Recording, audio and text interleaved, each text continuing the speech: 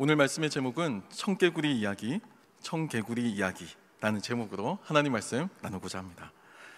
여러분 혹시 청개구리 이 이야기 들어보신 적 다 있으시죠? 이솝 우화에서도 알려져 있고요. 또 이와 유사한 여러 가지 전래동화 이야기가 세계 각지에서 발견됩니다. 알고 계시지만 제가 짧게 다시 한번 소개해드리면, 옛날에 엄마의 말을 치도키도 안 듣는 아주 불효자 청개구리가 살았습니다. 엄마가 말을 하면요, 그 말을 그냥 안 듣는 것을 넘어서서 꼭 반대로 행하는 그런 청개구리였어요. 엄마 청개구리가 바다에 가서 놀라고 하면요, 일부러 산에 가서 놀고요, 풀에 들어가지 말라고 경고하면 일부러 풀에 들어가서 놀았습니다. 심지어 엄마 청개구리가 개굴개굴 울면 이 아들 청개구리는 굴게 이렇게 반대로 울어댈 정도였다고 합니다. 무엇이든지 반대로 하고 말도 안 듣는 이 아들 때문에 엄마는 결국 화병에 걸려서 쓰러지게 되셨어요. 결국에는 유언을 남기게 되는데, 자신의 무덤을 안전하게, 비가 와도 휩쓸려 가지 않도록 안전하게 산에다가 묻어달라고 하면 또 이 말썽꾸러기 청개구리가 반대로 냇가에 묻을 것 같아서 일부러 이 엄마가 반대로 유언을 남깁니다. 내가 죽거든 산에다 묻지 말고 냇가 근처에 묻어다오.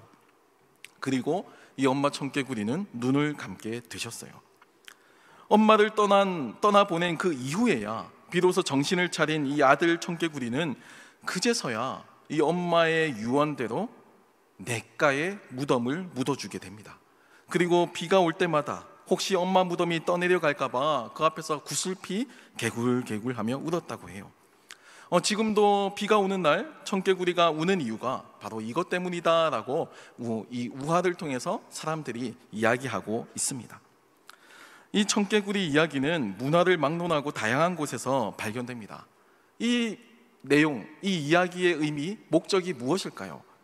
효를 강조하기 위한 맥락도 있고, 아니면 거짓말은 나쁘다라는 것을 가르치기 위한 그 교훈적인 성격도 있을 겁니다. 또는 소통의 문제를 다루기도 해요. 하지만 저는 개인적으로 이 청개구리 이야기를 통해서 이 청개구리 이야기의 비극은 믿지 못했다라는 것이라고 생각합니다. 한번 상상해 보세요.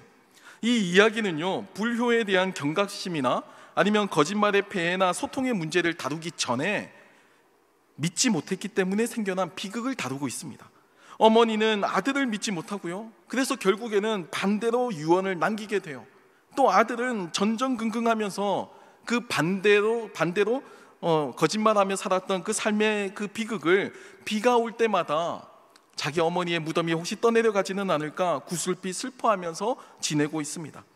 죽으면서까지 아들을 믿지 못한 이 어미의 심정과 또 믿지 못해서 일어나는 이 상황을 마주하는 현실이 얼마나 비극적인지 몰라요.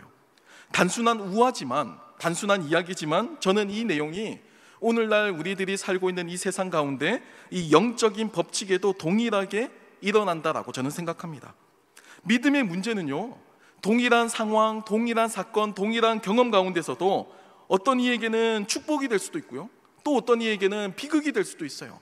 믿음이 있느냐 없느냐의 이 여부 때문에 우리는 구슬프게 울면서 삶을 살아가는 청개구리와 같은 삶을 살아갈 수도 있고, 또는 서로 믿으면서 그 안에서 하나님께서 숨겨놓으신 여러 축복과 은혜를 발견하며 삶을 살 수도 있습니다.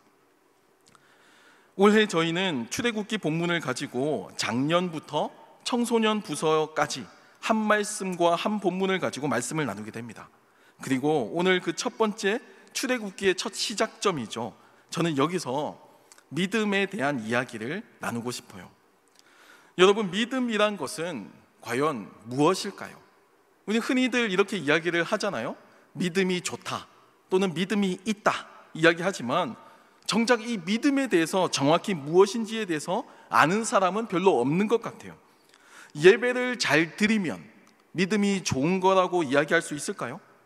아니면 해가 동쪽에서 떠서 서로 지는 게 당연한 상식인데 나는 그걸 받아들이지 않고 나는 믿음으로 해가 서쪽에서 떠서 동으로 지기를 이제부터 기도하겠다, 이게 믿음이 좋은 거라고 할 수 있을까요?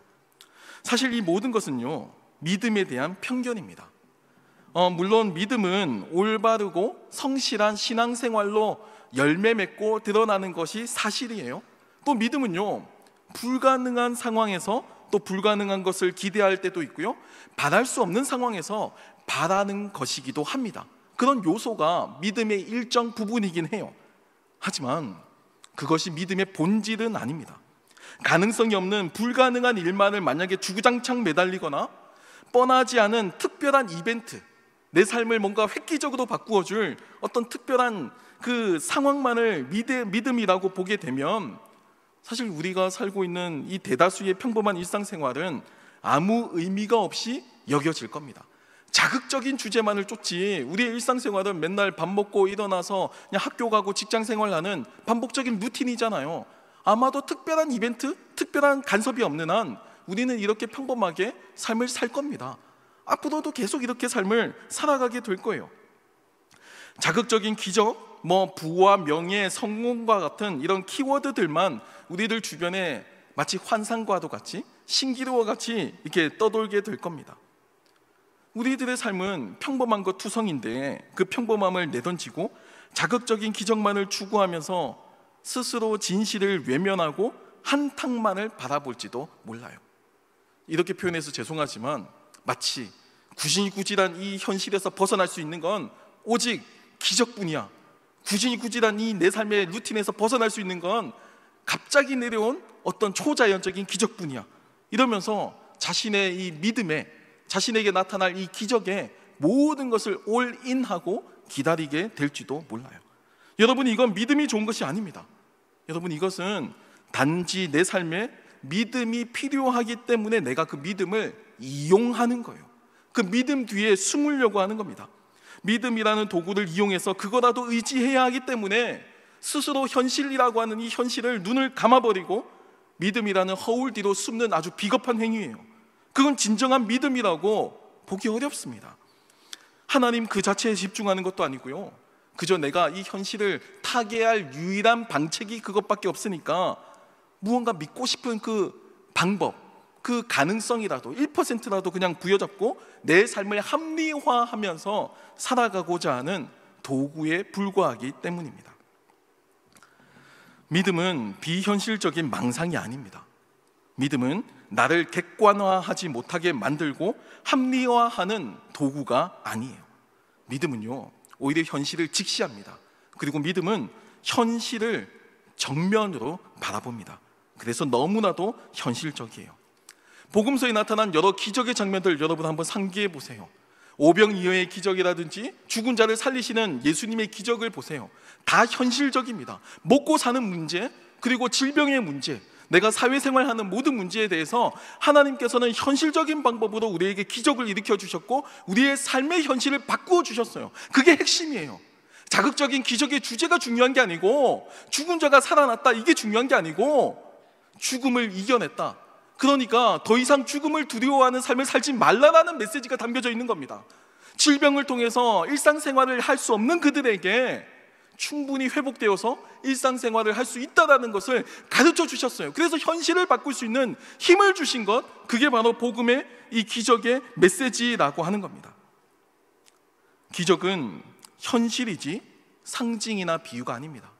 복음서에서 일어난 모든 기적의 이야기는 하나의 상징, 하나의 비유가 아니라 우리가 직접 목격하고 경험한 실제적인 사건이고 현실이었습니다. 그렇다면 이 기적은, 이 믿음은 우리가 뭐라고 표현할 수 있을까요?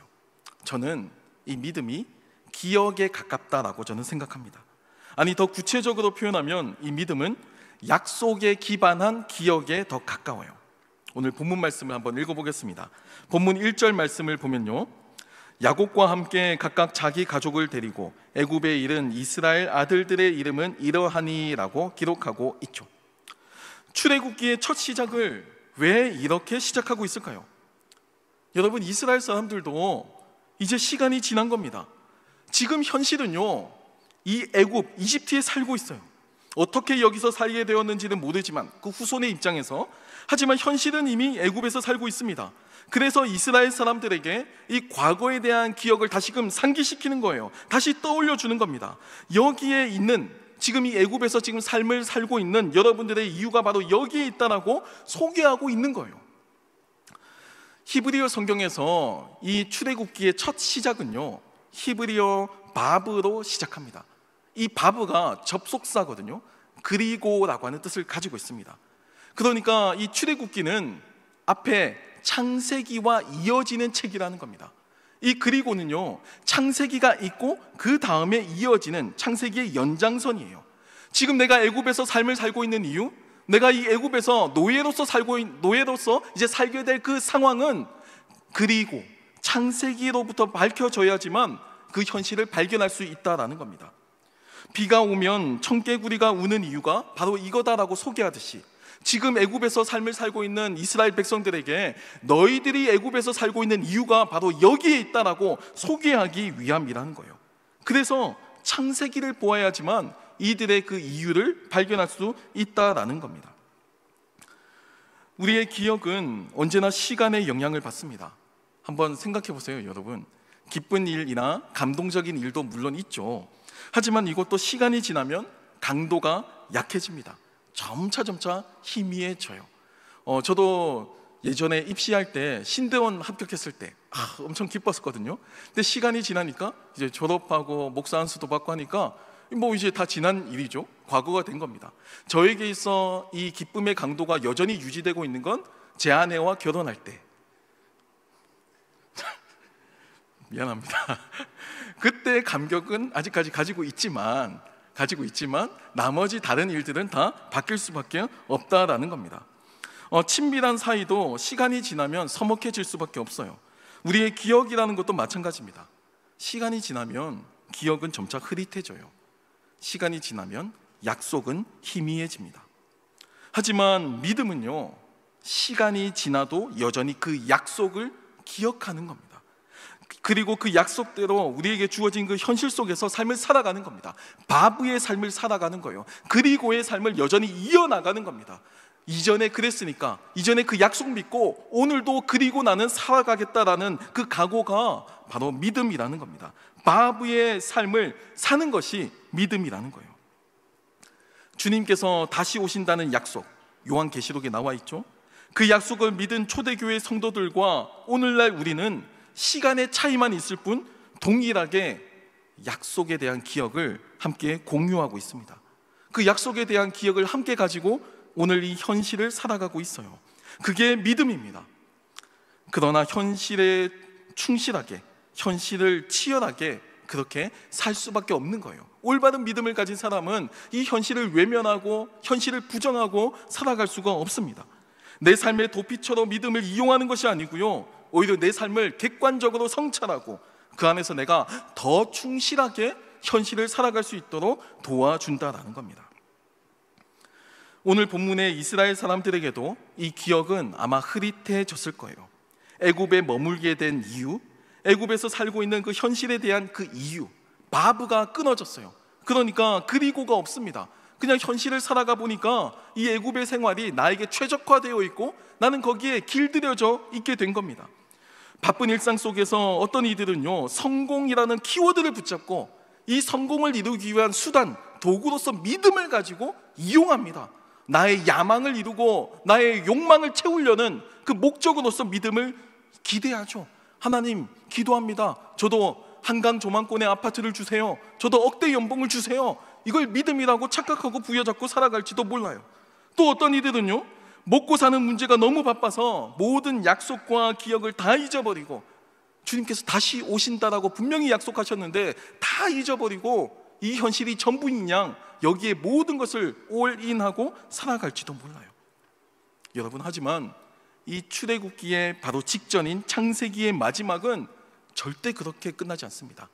우리 다시 한번 이스라엘 백성들의 기억을 다시 한번 소환해 볼까요?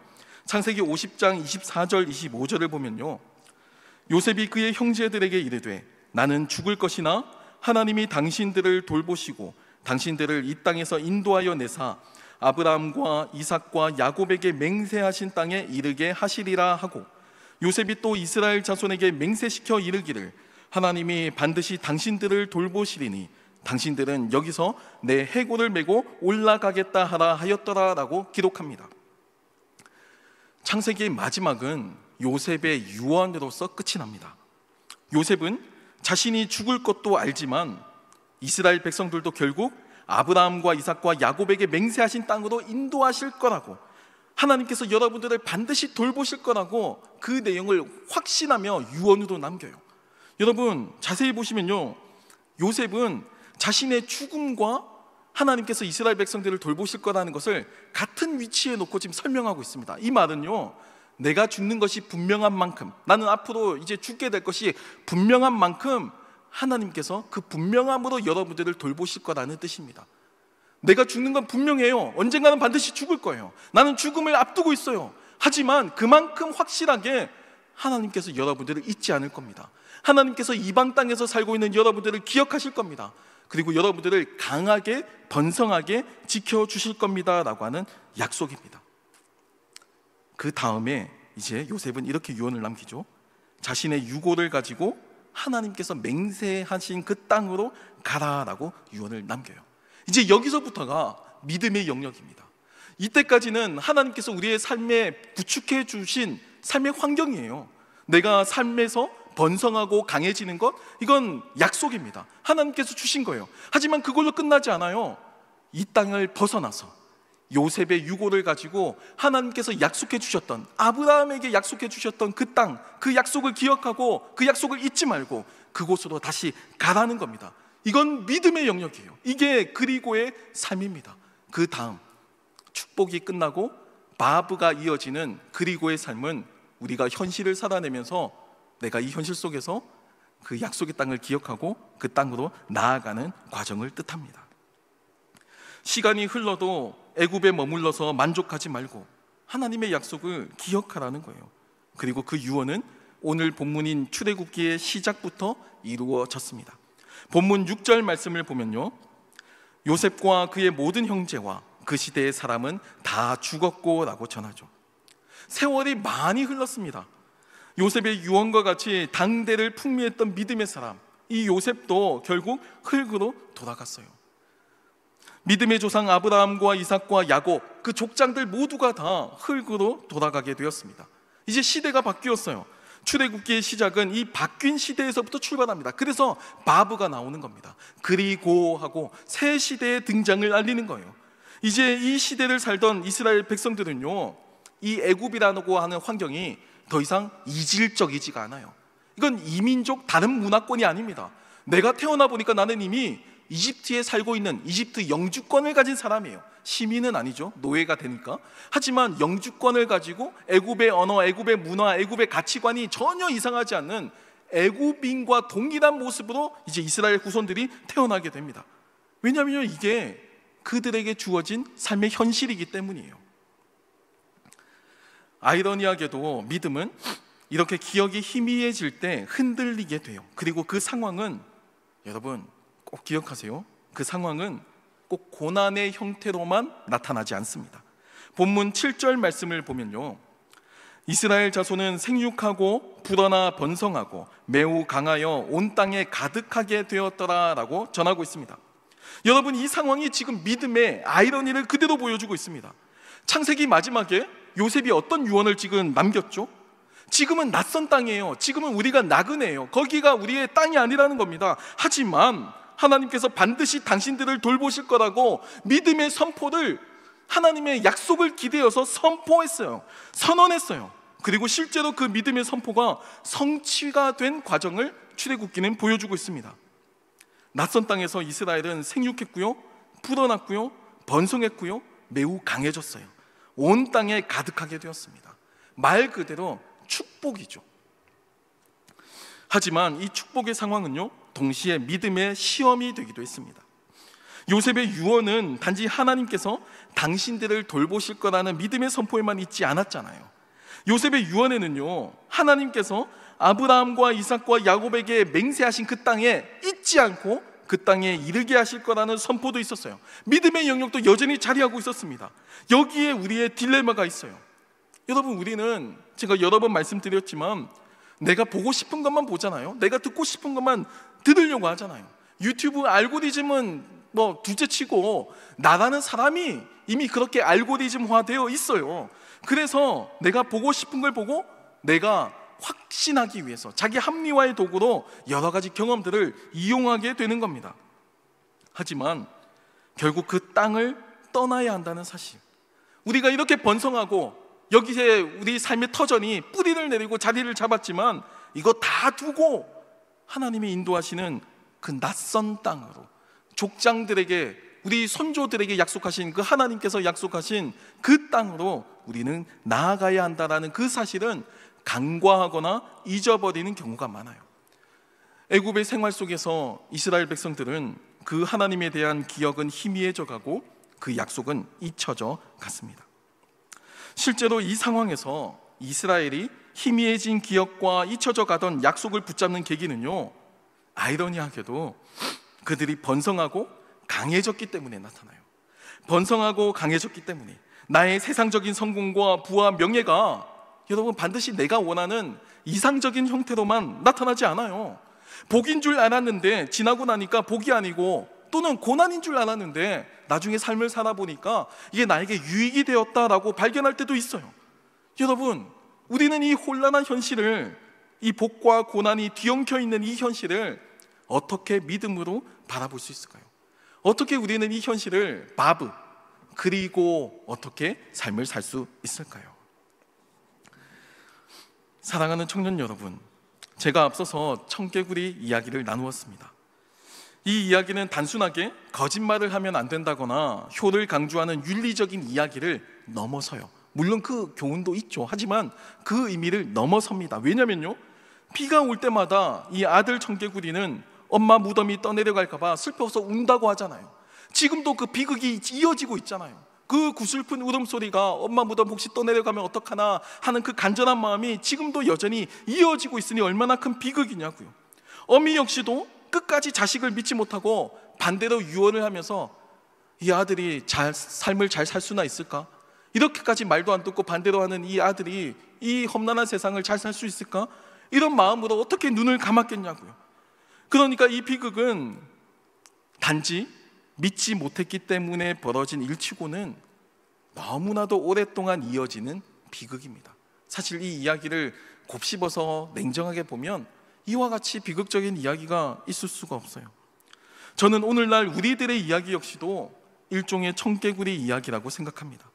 우리의 삶의 목적과 의미가 이 예수 그리스도의 복음 안에 다 들어있는데 여전히 사람들은요, 그 안에서 윤리를 찾거나 좋은 종교로서의 그 기능을 찾아요.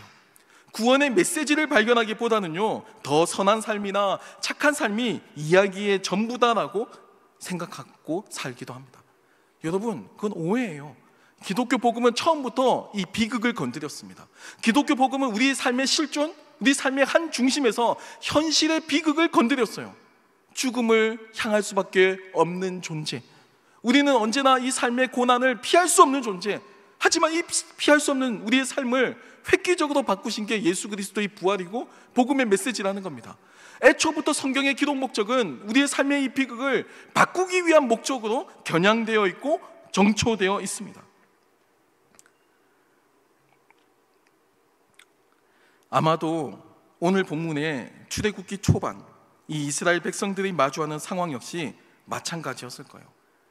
요셉의 형제들은 흉년 때문에 어쩔 수 없이 애굽으로 내려왔죠. 그래도 적어도 자기들이 결정해서 온 거예요. 소극적이지만 자기가 결정한 거예요. 하지만 그 후손들은요, 태어나 보니까 애굽인 겁니다. 거기가 모국이고 고향이에요. 애굽에서의 문화와 생활이 그들의 삶의 전부라고 해도 과언이 아닙니다. 그 환경에서, 그 익숙해지고 길들여진 환경에서 하나님께서 맹세하신 땅으로 하나님께서 이끄신다는 약속을 내가 기억하는 것, 그거 쉽지 않은 겁니다. 그 기억이 내 삶을 계속해서 유지하고 그 약속을 붙들고 살아간다는 거, 그거 쉽지 않은 거예요. 고대 4,000년 전, 5,000년 전에 이미 피라미드를 건설하고 애굽의 신화 이야기 속에 그들의 세계관이 펼쳐져 있던 당대 최강국입니다. 애국 최고 선진국이에요. 문명 국가예요. 거기에 살고 있던 이스라엘 백성이 그 모든 삶의 터전을 버리고 낯선 곳으로 간다? 있을 수 없는 일이죠. 하나님께서 약속을 해주셨어도 받아들이기 쉽지 않았을 겁니다. 밀어내고 싶었을 거예요. 2025년을 마주하는 우리들의 삶을 들여다보길 바랍니다. 학업, 취업, 결혼, 삶에서의 성공 모두 중요합니다. 열심히 살아야 하고, 또 저는 여러분들을 섬기는 목사로서 여러분들이 정말 성취가 있는 한 해가 되길 바라요. 정말 성취가 있길 바랍니다. 하지만 그 안에서도 여전히 우리의 삶과 목적, 이 방향은 여전히 하나님이셔야 합니다. 물 위를 걷거나 죽은 사람을 살리거나 귀신을 쫓아내는 이 모든 것만이 믿음이 아니고요, 진정한 믿음은 이 땅 가운데서도 여전히 내가 하나님을 신뢰한다고 그 약속을 잊지 않고 기억하는 겁니다. 다시 오실 예수 그리스도를 기억하면서 내가 이 땅이 나의 본향이 아니고 나는 이 땅에서 나에게 주어진 현실을 최선을 다해 살지만 나는 세상의 가치관이 아닌 믿음의 가치관대로 살겠다라고 그 약속을 기억하는 겁니다.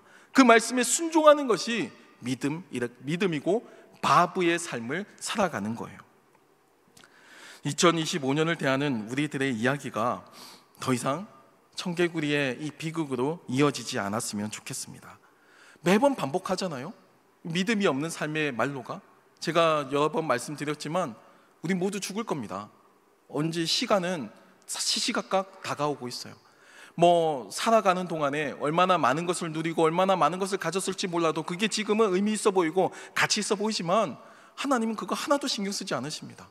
우리가 이 땅에서 삶을 사는 동안 우리가 하나님의 그 약속과 기억을 가지고 어떻게 현실을 치열하게 살아가느냐, 그게 더 의미 있고 중요한데도 우리는 그 가치를 놓치고 살아가는 비극을 경험할 수도 있다는 겁니다. 믿지 못해서 일어나는 비극을 더 이상 마주하지 않고 삶을 비극이 아닌 희극으로, 절망이나 슬픔을 소비하기보다 희망과 기쁨을 향유하는 저와 여러분이 되길 소망합니다.